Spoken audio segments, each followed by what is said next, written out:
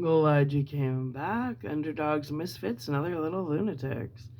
Okay, we're getting into story number 8, and it's called The Hitcher. And for if this is your first video chiming in, I'm doing Christmas ghost stories, right? Yeah. Okay, let's get this right. Get all comfy.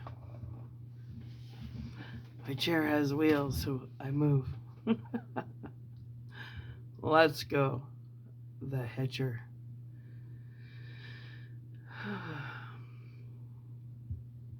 The snow came down like somebody emptying buckets full of frozen goose down way up high. A glance to my left showed the sun had disappeared from the west behind the mountains, and what light remained drained by the second from gray to blue to black.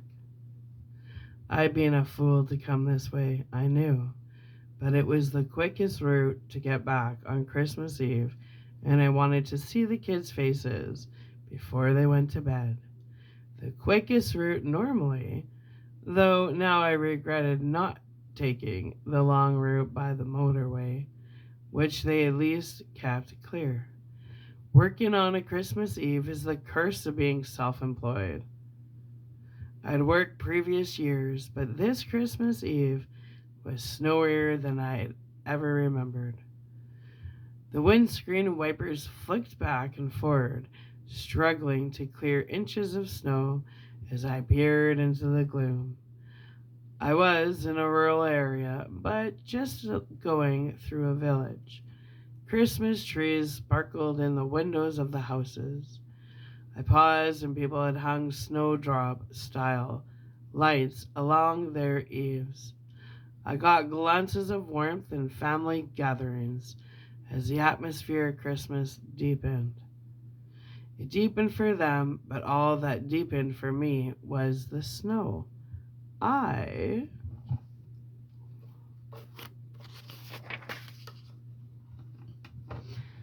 knew I had to climb up to the pass, and there was a chance I was going to slip and slide.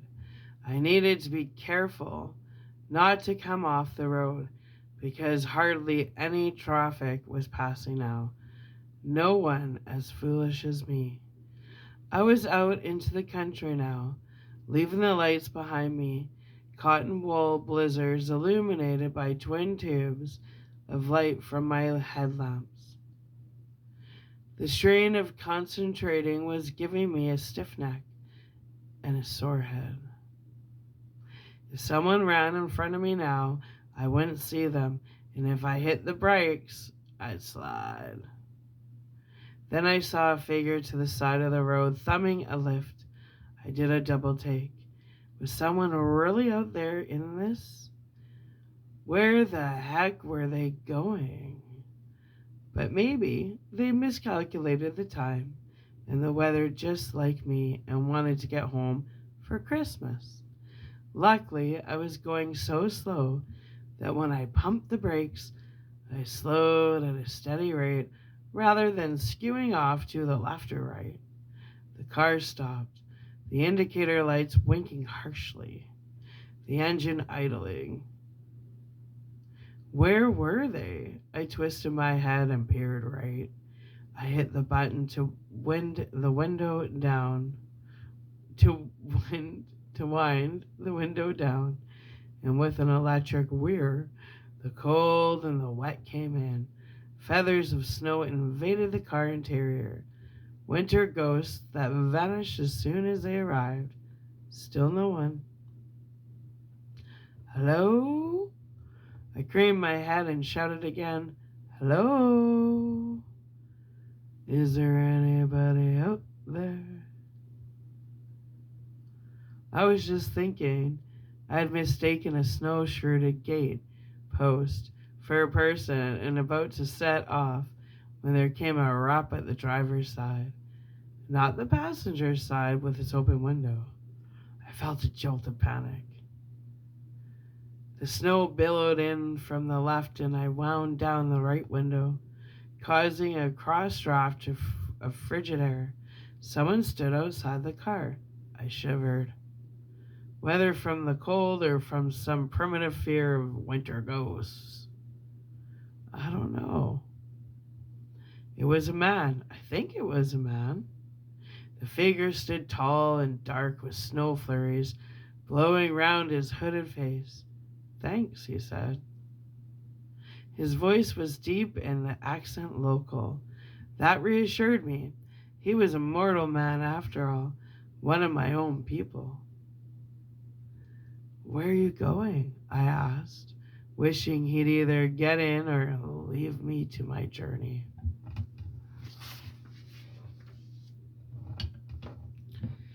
Just up the road, further on than the pass. He nodded. I could hardly see the gesture with the dark and the hood of his coat up. I was getting cold and keen to be on my way. Get in if you're getting in. The dark figure walked round the front of the car, his legs lit up by each beam in turn. Then the door opened and he sat in, bringing chill with him. I set off, pulling the car slowly back into the main carriageway. Not that you could see it now. The snow was so deep. Nothing had passed me while I sat pulled up, waiting for the stranger. And it was weird to how he knocked on my window, as if he was expecting to get in and drive. I got up to maybe 20 miles an hour. It was going to take me all night to get home at this speed. You live locally, I asked. Yes, not far away. Ah. Then he was quiet as we progressed slowly up the start of the pass. He said nothing, and I began to feel there was something very odd about him. After 10 minutes, when we were starting to climb and the wheels had already slipped and shifted once, he said, "Would you do me a favor?" I hesitated, cleared my throat, and said, "Sure." Then I laughed. "Depends, what is it?" "Would you take a message to someone for me?" "Well, I need to get back home, really sorry." He paused. "You're going there anyway." "What?" Despite the intensity of my concentration on the road ahead, I twisted my head. "What?" He was staring straight ahead, his hood still up. "It's just a card, a Christmas card."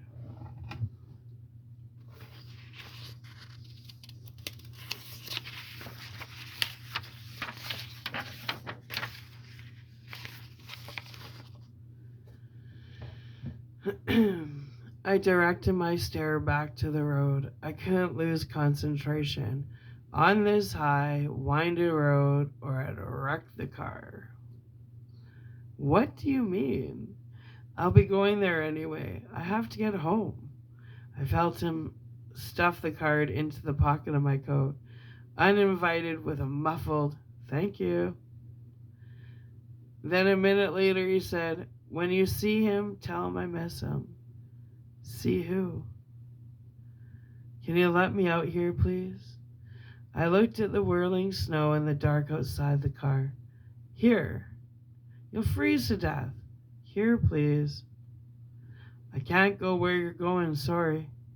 The guy was clearly crazy. I was glad to be rid of him. I thought he was foolish, but I wasn't going to fight to stop him. How could I? He would have to bear the consequences of his action. I start to break. "Okay, I don't think..." He interrupted me. "Thank you, stranger. I'm sorry it has to be you. You're kind." I really need him out of the car now. He was starting to freak me out. He might even murder me out here if I didn't let him go. I would stop, let him out, then set off again, home for Christmas. The door thunked shut and he was gone, vanished into the blizzard. Maybe he'd get a lift from someone else. Maybe I should call the police. Not that I had any mobile signal among these hills. Best I just get home. That was going to be enough of a struggle. And so I drove on. The snow lessened slightly, but it was dark. I saw the entrance tracks to lonely farmhouses set way back down their drives. But then, even they grew less frequent as I climbed up into the truly wild country. I crested the pass top, went to the cairn I knew was there from previous journeys but couldn't see now. Then I started to descend. If anything, this was the more dangerous part of the journey. The bends in the road looked unfamiliar and I couldn't tell where I was. Then a sudden twist loomed in my headlights and I stamped on the brakes. The car slid and swerved like a bronco and I tried to get control back. A gathered pace and fear shot through me. If I went over the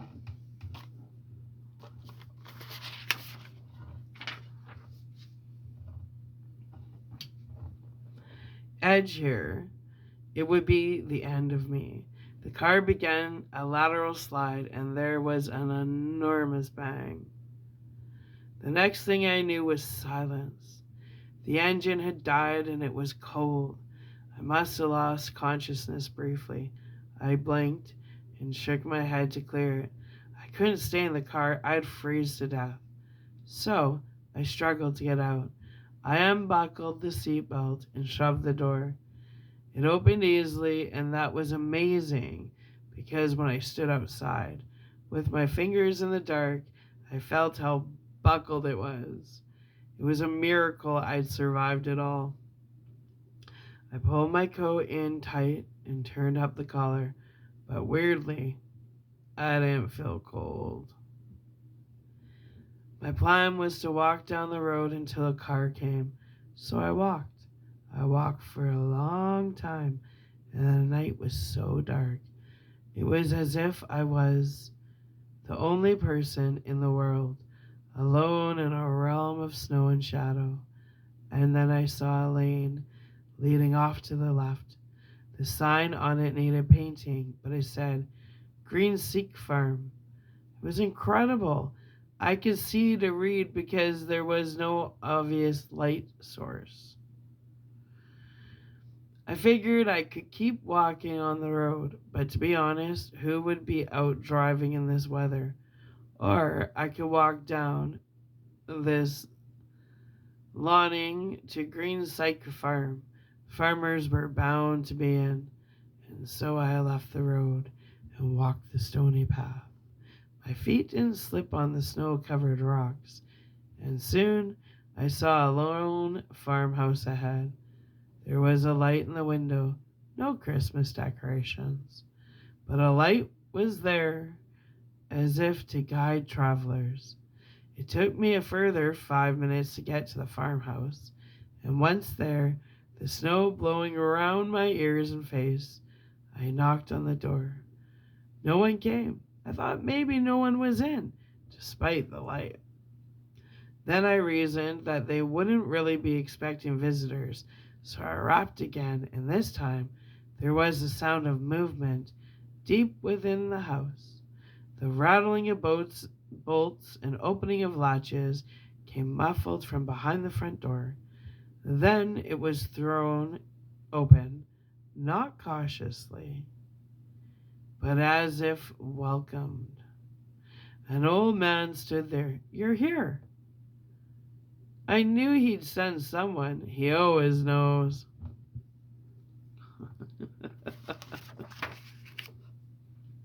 What?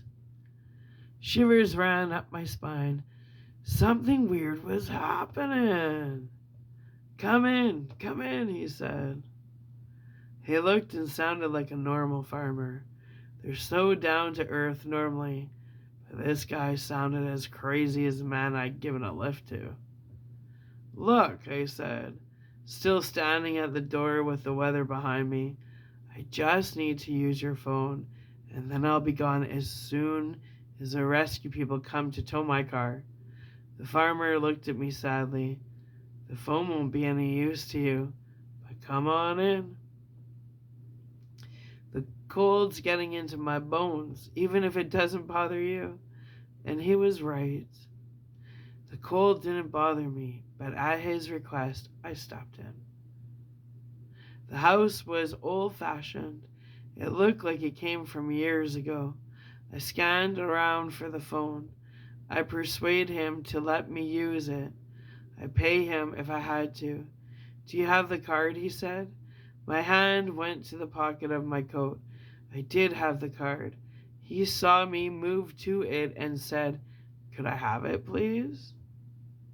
Without speaking, I took the card out of my pocket and gave it to him. It said, Dad, on the front in rough, male-looking handwriting. Fear rose through my throat and mouth, and eyes like a cold flower. I heard my voice falter. What's going on here? My son David sent you. He always knows who it's going to happen to. That's why he gave you the card. He never forgotten me even after all these years. My mind whirled. I remember stories about the myth of the ghostly hitchhiker. Maybe this was what this was, except the guy hadn't vanished. He got out like a normal person. I heard my voice waver. I couldn't ask this. It was too weird. But the farmer smiled. He looked kind and at the same time sorrowful. His card was in his hand. I saw tears in his eyes. It's lovely, he said. Was there any other message? I brushed back my hair with my hand. He said he missed you.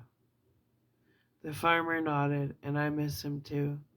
But it's just a while until then. He must use you and people like you to deliver messages.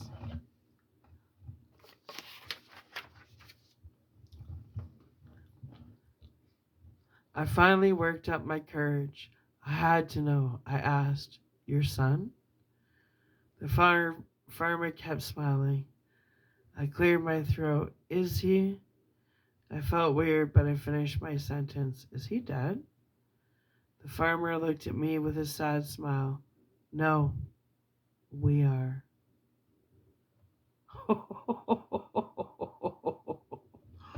Well, that was a twist. All right. My lovely underdogs, misfits, and other little lunatics. I hope you enjoyed that story. I'm enjoying all these stories. I am so thankful I bought this book. It's like the best $20 I spent in a long time. Anyway, when we come back, we're going to get into story number 9. And story number 9 is called An Edinburgh Ghost Story. Yeah. So let me go have a upload, go have a coffee, and come back. I love you. And to all you little sleepers, I hope you're having the sweetest of dreams. Love you. I'll be back.